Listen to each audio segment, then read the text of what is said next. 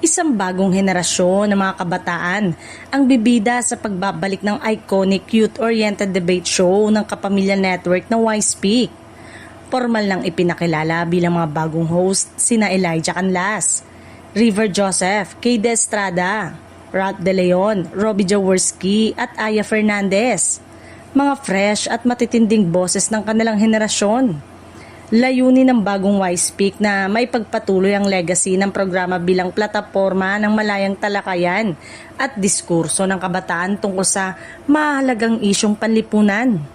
Sa pamamagitan ng bagong set ng host, inaasahang mas magiging relatable at engaging ang bawat episode para sa Gen Z audience.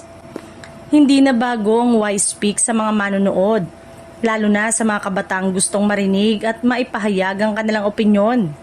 Sa pagbabalik nito, mas pinaigting pa ang format upang mas maging dynamic ang palitan ng ideya, mula sa heated debates hanggang sa insightful discussion.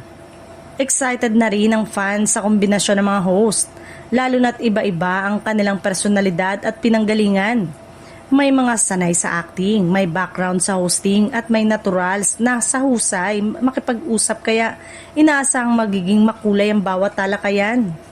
Mapapanood ang bagong season ng Y-Speak simula May 9 sa iba't ibang platform ng ABS-CBN.